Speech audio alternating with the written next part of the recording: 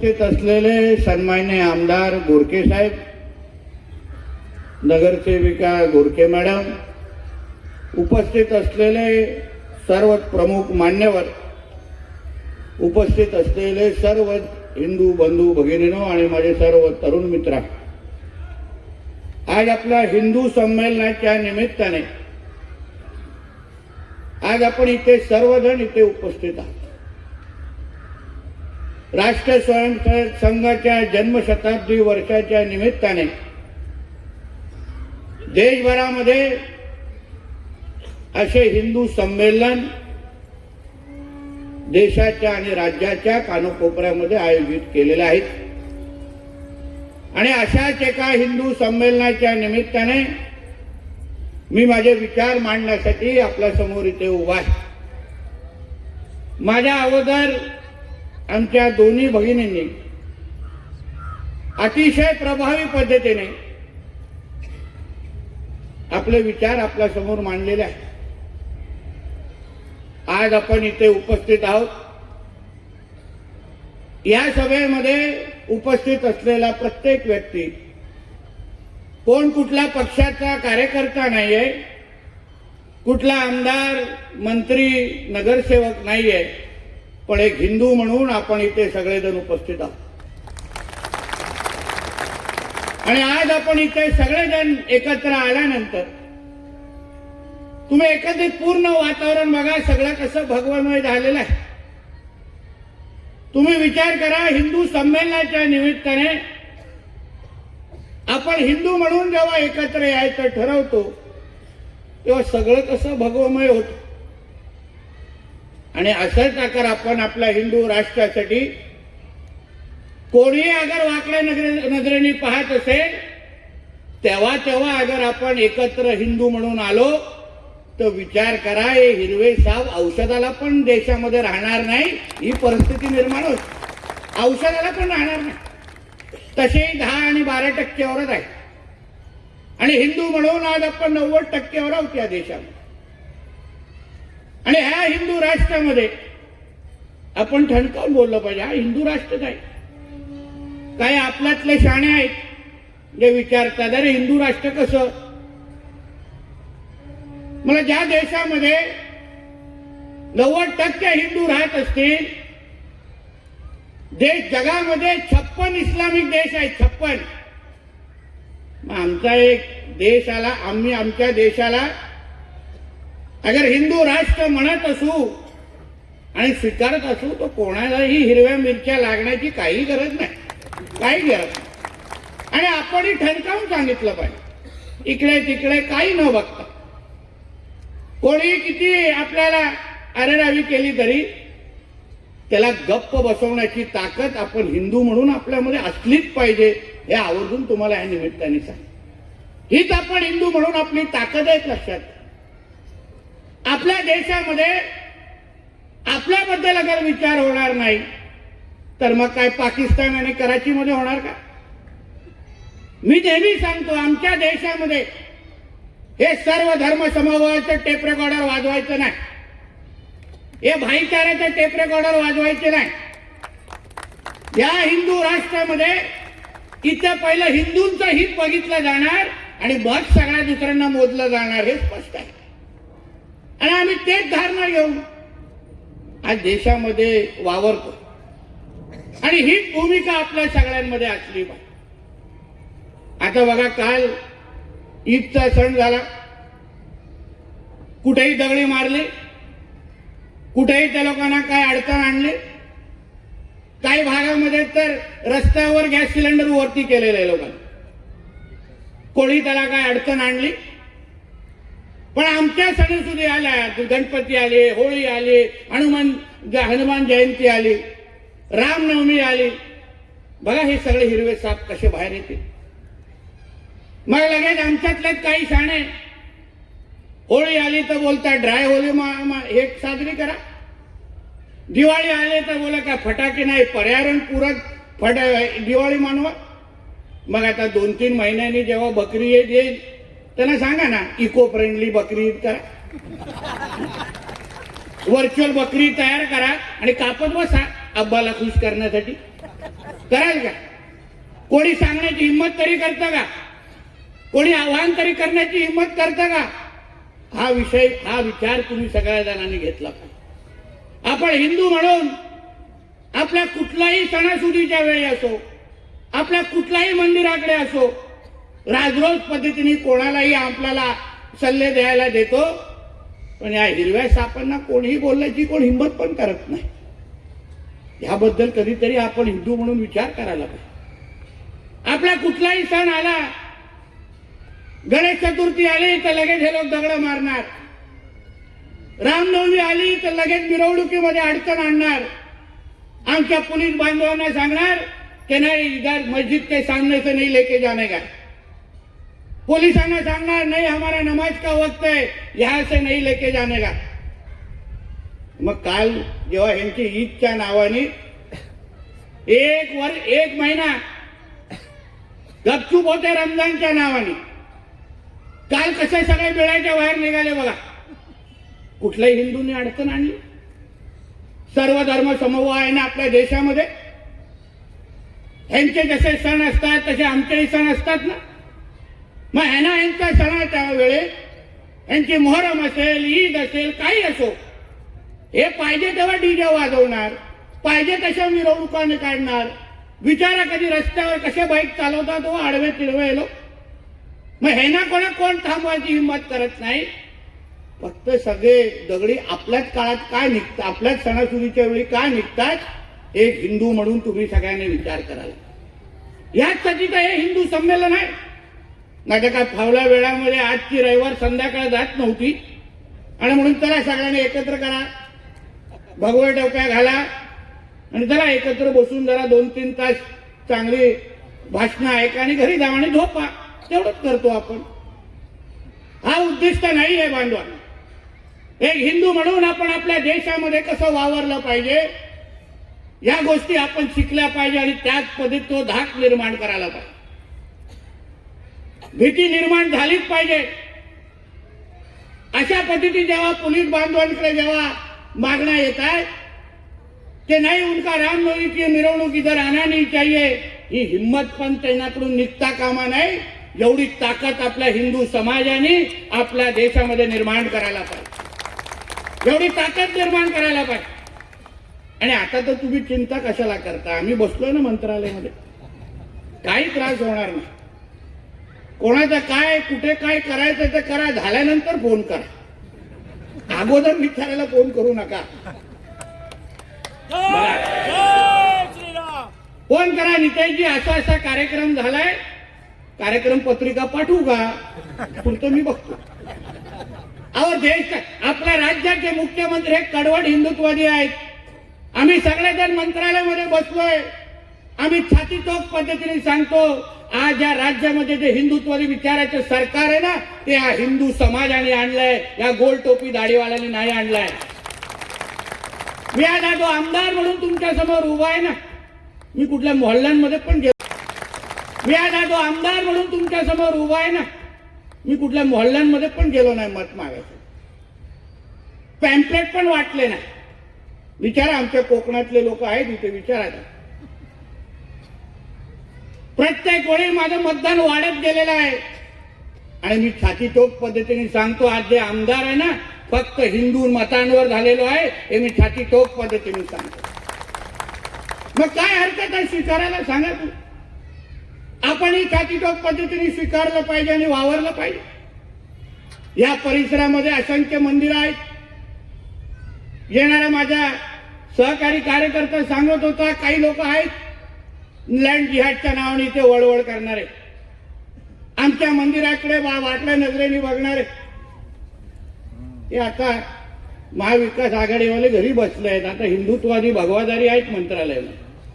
फक्त एक तक्रार करा, परत शुक्रवारी सिलेंडर वरती येणार नाही, एवढी काळजी मी निश्चित पद्धतीने घेईन, एवढा विश्वास देतो.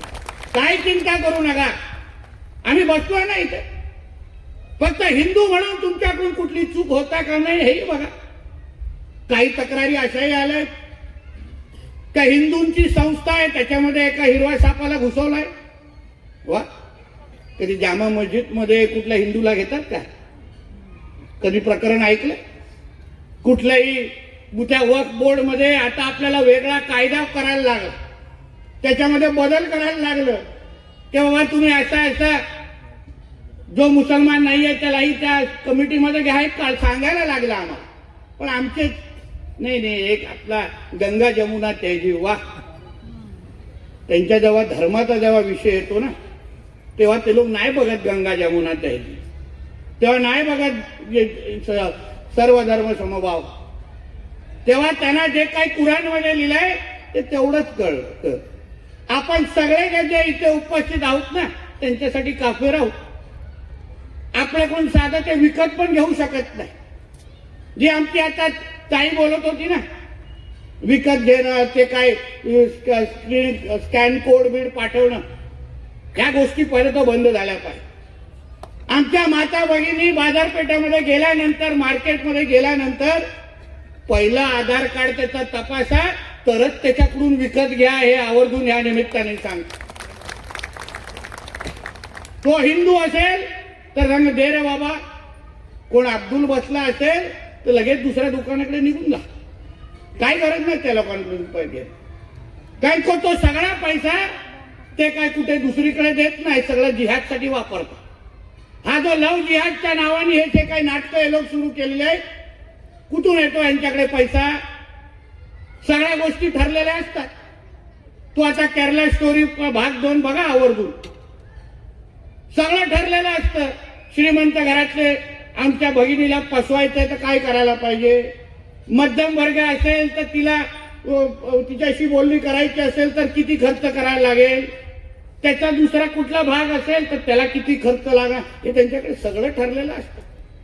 आम्ही तर ऐकलं मेनू कार्ड पण असतो त्यांच्याकडे, जातीनिहाय मेनू कार्ड लिहिलेलं असतं, ह्याचे एवढे मिळणार, ह्याचे एवढे मिळणार, जातीनिहाय मेनू कार्ड तयार असतं त्यांच्याकडे. मग आपण पण विचार करून समाजामध्ये वावरलं पाहिजे. हे आता हे जे लव जिहादचे हे जे काय नावाने होणारे जी नाटकं आहेत ना, त्याला आपणच प्रोत्साहन कसं देता कामा नये याबद्दल आपण ह्या निमित्ताने विचार करायला. आणि आता तर आपल्या तर राज्यामध्ये शक्य नाही. आम्ही निवडणुकीच्या वेळी जो शब्द तुम्हाला सगळ्यांना दिलेला की महाराष्ट्रामध्ये हिंदुत्वादी विचाराचं सरकार तुम्ही निवडून द्या, आम्ही सक्षम आणि मजबूत असा धर्मांतर विरोधी कायदा तुम्हाला आणून दाखवू. तसं याच अधिवेशनामध्ये आम्ही सक्षम असा कायदा आणलेला आहे. यापुढे कुठलाही हिरवा साप, कुठलाही जिहादी माझ्या कुठल्याही हिंदू बहिणीकडे अगर वाकड्या नजरेने बघितलं ना, 7 वर्ष तरी परत मस्जिदीकडे जाऊ शकणार नाही असा कायदा तो कडक आहे. 7 वर्ष तरी करूनच बघा, मजा येईल आम्हाला. पण सोडायला येतो आम्ही जेलमध्ये 7 वर्ष, नॉन बेलेबल आहे म्हणून ही सगळी मस्ती आता काय आमच्या राज्यामध्ये चालत नाही. हे लक्षात. या हिंदू संमेलनाच्या निमित्ताने हिंदू म्हणून जेव्हा आपण एकत्र सगळेजण येतो तेव्हा आपण पण निर्धार करून इथून गेलं पाहिजे. कार्यक्रम म्हणून ह्या इकडे पाहू नका. नुसतं आम्ही बोलतोय, तुम्ही ऐकताय आणि परत घरी जाऊन उद्या सकाळी उठून परत सहन करताय, तर मग इकडच्या ह्या कार्यक्रमाचा काही उपयोग होणार नाही. छत्रपती संभाजी महाराज, छत्रपती शिवाजी महाराजांनी आपल्याला कोणाचं सहन न करण्याचं सर्वात मोठी शिकवण आपल्याला इतिहासामध्ये दिलेला आहे. स्वराज्य म्हणजे काय? स्वराज्य म्हणजे कुठल्याही आव्हानाच्या समोर उभं राहून, त्या आव्हानाच्या समोर उभं राहून आपण त्या गोष्टी सहन न करणं, हेच तर महाराजांचे संस्कार आपल्यावर आहे. मग एका बाजूला छत्रपती शिवाजी महाराजांचं नाव घ्यायचं आणि दुसऱ्या बाजूने सगळ्या गोष्टी सहन करायच्या. ह्या गोष्टी मग महाराजांचे अनुयायी आपण स्वतःला म्हणू शकत नाही. आणि म्हणून हिंदू राष्ट्रामध्ये आपण ठणकावून आपल्या हिंदू राष्ट्राला भक्कम करण्यासाठी अजून जोरदार काम करायला. खूप गोष्टी आहेत बोलण्याच्या, खूप ह्यांची वळवळ चालते. आता हे राम मंदिराचा उल्लेख आमच्या ताईने केला. काय आव्हान दिलं जात आहे? राम मंदिर बनाए ना, आगे जाके हमारी सत्ता आन दो, हम उधर वापिस बाबरी मस्जिद बनाए. होणार तुम्हाला लोकांना सहन? किती कारसेवकांनी आपल्या आयुष्याची पर्वा न करता तिथे जे काय राम मंदिर आज उभं केलेलं आहे त्याला टिकवणं आणि त्याला मजबूत करणं हे हिंदू म्हणून आपल्या सगळ्या जणांची जबाबदारी लक्षात घ्या. आपण आपला देश आपल्याकडे ठेवणं आपला हिंदू राष्ट्र मजबूत करणं हेच तर हिंदू म्हणून आपली जबाबदारी आहे. बाकी विकास आणि ह्या सगळ्या गोष्टी होतच राहणार आणि ते आम्ही करणार आहोत, त्याच्यामध्ये काही दोन विचार नाही.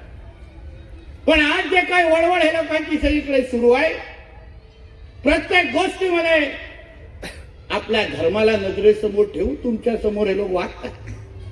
अहो कधीतरी त्या कुराणमध्ये काय लिहिलेलं आहे, त्यांच्यासाठी कुराण आणि इस्लामच्या पेक्षा मोठं काहीच नाही हे लक्षात घ्या. आणि मग तुम्ही त्यांच्याशी व्यवहार करत असताना, बोलत असताना तुम्ही त्याच्याबद्दल काय, तुम्ही त्यांच्या बरोबर कसं वागता ह्याही गोष्ट महत्वाची आहे. त्यांच्या कुराणमध्ये स्पष्ट लिहिलं आहे, या तर हिंदू त्यांच्यासाठी काफिर आहे, या तर त्याचं धर्मांतर करा, या तर त्याला मारून त्याला नजरेसमोर ठेवून तुमच्या समोर हे लोक वागतात. अहो कधीतरी त्या कुराणमध्ये काय लिहिलेलं आहे, त्यांच्यासाठी कुराण आणि इस्लामच्या पेक्षा मोठं काहीच नाही हे लक्षात घ्या. आणि मग तुम्ही त्यांच्याशी व्यवहार करत असताना, बोलत असताना तुम्ही त्याच्याबद्दल काय, तुम्ही त्यांच्या बरोबर कसं वागता ह्याही गोष्ट महत्वाची आहे. त्यांच्या कुराणमध्ये स्पष्ट लिहिलं आहे, या तर हिंदू त्यांच्यासाठी काफिर आहे, या तर त्याचं धर्मांतर करा, या तर त्याला मारून टाका. हे स्पष्ट त्यांच्या कुराणमध्ये लिहिलेलं आहे. कोणालाही बोलला मुल्ला मौलवीला इथे बाजू माझ्या समोर उभा करायला विचारा, हे लिहिलेलं नाही. आणि म्हणून हिंदू म्हणून तुम्ही सगळ्या जणांनी ठाम निर्धार करून आपण इकडून गेलो पाहिजे. हिंदू संमेलन घेणं, त्या भगवा ध्वजच्या समोर उभं राहणं, एवढ्यापर्यंत हिंदू म्हणून स्वतःला म्हणू नका. नितेश राणे की जय जे म्हणत होते ना, मी त्यांना सांगेन नितेश राणे की जय म्हणू नका, गर्व करो हम हिंदू है हे म्हणून या संमेलनाच्या बाहेर. राष्ट्र स्वयंसंघ सारखे देशभक्त अशी संघटना, राष्ट्र निर्माण आणि व्यक्ती निर्माण करणारी संघटना, काय मुख्य हेतू आहे, समाज उभा राहायला पाहिजे. एक नितेश राणे, एक अमित गोडके, एक गोपीचंद पडळकर, एक महेश लांडगे काहीच करणार नाही तुम्हाला. जेव्हा हिंदू म्हणून आपण समाज म्हणून जेव्हा उभं राहू, कोणी आपल्या देशाकडे, हिंदू राष्ट्राकडे, आपल्या भगवा ध्वजाकडे कोणी अगर वाकड्या नजरेने पाहत असेल, त्याला हिंदू म्हणून जेव्हा आपण उत्तर देऊ, मी तुम्हाला सांगतो हे कोणीही तुम्हाला तिकडे वाकड्या नजरेने बघू शकणार नाही. कोणीही तुम्हाला इथे लव्ह जिहाद, लँड जिहाद सारखे प्रकरण करू शकणार नाही. तुमच्या भागामध्ये अगर कोण तुमच्या मंदिराकडे वाकड्या नजरेने पाहत असेल, तर हिंदू म्हणून तुमचा धाक आणि भीती निर्माण होणं हे अत्यंत गरजेचं आहे. हे आवर्जून या निमित्ताने सांग. कोण बघू शकतात त्यांच्या मस्जिदीकडे वाकड्या नजरेने? असे इथून कुठून बिळातून बाहेर निघतील तुम्हाला कळणारही नाही. मग आपल्याकडे कुठोरी मंदिराकडे वाकड्या नजरेने पाहिल्यानंतर का लागतो तुम्हाला नितेश राणे, कशाला लागतो तुम्हाला महेश लांडगे? का उभं करू शकत नाही? समाज म्हणून आपण वरती पुढे उभं राहू का नाही शकत? समाज म्हणून त्यांना उत्तर का देऊ शकत नाही? अशी मस्ती कुठल्या हिंदूंनी अगर पाकिस्तानमध्ये केली, त्याला जिवंत तरी ठेवू शकतात का? कुठलाही इस्लाम राष्ट्रामध्ये केलं तर त्याला जिवंत तरी ते लोक ठेवतील का? मग आपल्या हिंदू राष्ट्रामध्ये अशी हिंमत होतेच कशी? आपल्या माता भगिनीकडे वाकड्या नजरेने बघतातच कसे? अहो कायदा तर बनलाय, पण एवढं धाक आपल्या सगळ्यांची निर्माण झाली पाहिजे की कुठल्याही आपल्या हिंदू बहिणीकडे वाकड्या नजरेने पाहिलं तर तो घरी जाताना त्याचे पाय कापले पाहिजे. एवढी ताकद हिंदूंची तयार झाली पाहिजे, एवढी ताकद हिंदूंची तयार झाली. आणि म्हणून एवढंच सांगण्यासाठी, आवाहन करण्यासाठी मी आवर्जून तुमच्या इथे आलेलो आहे. नाहीतर हिंदू संमेलनामध्ये आम्ही काय कुठलं व्याख्यान देणाऱ्यापैकी तुम्हाला माहिती मी नाही, त्या चौकटीत आपण बसत पण नाही. मला व्याख्यान बोलायला तुम्ही त्याच्याकडेच बघायला लागतो, ह्याच्या माझा काय संबंध? बघा माझ्याच टाइमला लाईट बंद केले की आपण ऑलरेडी तापलेलो आहोत.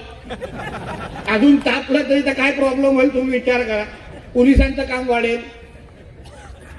म्हणून तुम्हाला आवर्जून सांगेन, हिंदू संमेलनाच्या निमित्ताने वातावरण जसं भगवमय केलंय ना, 365 दिवस 24 तास वातावरण भगवमयच राहायला पाहिजे. हा निर्धार करून या हिंदू संमेलनातून तुम्ही लोक गेला पाहिजे, तरच या सगळ्याचा प्रयत्नाचा उपयोग आहे. नाहीतर एक कोणतरी भगवा ध्वज उभा करतो, आपण बोलतो अरे वा रे चांगला केलाय, आणि नंतर उद्या ते लोकच जेव्हा हे हिरवे साप जिहादी येऊन जेव्हा तिथे मस्ती करतील, तेव्हा आपण व्हॉट्सअपवर चर्चा केल्याशिवाय काहीच राहत नाही. आणि म्हणून या निमित्ताने तुम्हाला मी आवर्जून सांगणार, आपली ताकद ओळखायला शिका. आपण आपल्या राष्ट्रामध्ये अगर हिंदू म्हणून आपली ताकद दाखवली नाही तर हे आपल्या राष्ट्राकडे वाकड्या नजरेने बघणारे खूप आहे. वर्षानुवर्ष आपण छत्रपती शिवाजी महाराजांना एवढं 3.5 वर्षानंतर पण का मानतो? छत्रपती संभाजी महाराजांचं जे उदाहरण आमच्या ताईने दिलं, अहो त्या औरंग्या आणि त्या टिप्याच्या समोर ते लोक झुकले नाही, तर आपण या हिरव्या सापांचा का मोजतो? हा सर्वात मोठा प्रश्न तुम्हा लोकांना विचार. सभागृहामध्ये बघितला असेल तो आपला जितुद्दीन मुमराचा, त्याला वाटतं महाराजांवर बोलल्यानंतर त्याला 2 पायावर आम्ही जायला दे. ठीक आहे, आपण सभागृहामध्ये होतो म्हणून त्या भाषेमध्ये त्याला समजवलं. बाहेर भेटला असताना तर मुमराला 1 पायावर गेला नसता. कारण का छत्रपती शिवाजी, बघा ताईला बातमी मिळाली म्हणून पळत आली नाही. जेव्हा छत्रपती शिवाजी महाराज आणि संभाजी महाराजांकडे कोण वाकड्या नजरेने बघणारे, कोण उलट सुलट बोलणारे आपल्या महाराष्ट्रामध्ये राहू शकणार का, ह्याचा विचार तुम्ही या निमित्ताने करायला पाहिजे. म्हणून या पुढेही मला अजून एक हिंदू संमेलन आहे, पुढे जायचं आहे. पण एवढा विश्वास आणि शब्द घेऊन तुमच्याकडून जात की या हिंदू संमेलनाच्या निमित्ताने हा जो काय प्रयत्न केलेला हिंदूंना एकत्र आणण्याचा, यापुढे या भागातला प्रत्येक हिंदू जेव्हा जेव्हा कोण भगवाकडे वाकड्या नजरेने बघेल, कोणालाही न विचारता पहिलं त्याची स्वतःची ताकद दाखवण्यासाठी एकत्र येईल. हा शब्द तुम्ही ह्या निमित्ताने एक दुसऱ्याला दिला पाहिजे. तरच या हिंदू संमेलनाचा काही उपयोग झाला, तरच आम्ही सगळेजण तुमच्याशी येऊन काहीतरी बोललो, तुम्हाला काहीतरी कळलं अशी भावना आमच्यामध्ये आहे. तेवढं तरी समाधान वाटेल. नाही तर एवढी हवा भरल्यानंतर उद्या परत हिरवे साप इथे वळवायला लागले तर मग ठेचण्यासाठी मलाच कोकणातून परत यायला लागले. म्हणून या निमित्ताने परत एकदा आयोजकांचे मी आभार मानेन की ह्या निमित्ताने जे काय आपल्या सगळ्या हिंदू बंधू भगिनींना एकत्र केलेला आहे, एक संदेश आपण दिलेला आहे की आम्ही एकत्र आलो, आम्ही फक्त आमच्या हिंदू राष्ट्राला मजबूत करण्यासाठी आम्ही एकत्र आलेलो आहे. यापुढे कोणीही आमच्या हिंदू धर्माकडे, आमच्या भगवा ध्वजाकडे कोणीही वाकड्या नजरेने पाहिलं तर आम्ही काय त्याला परत घरी जायला देणार नाही. हा संदेश या हिंदू संमेलनाच्या निमित्ताने गेलाच पाहिजे, हे आवर्जून या निमित्ताने तुम्हाला सांगतो. आणि परत एकदा आपल्या सगळ्यांचे, आयोजकांचे सगळ्यांचे मनापासून आभार मानतो. इथेच थांबतो. जय हिंद, जय महाराष्ट्र, जय जय श्रीराम. एक विनंती करतो, खिशातला मोबाईल काढा आणि लाईट ऑन करा.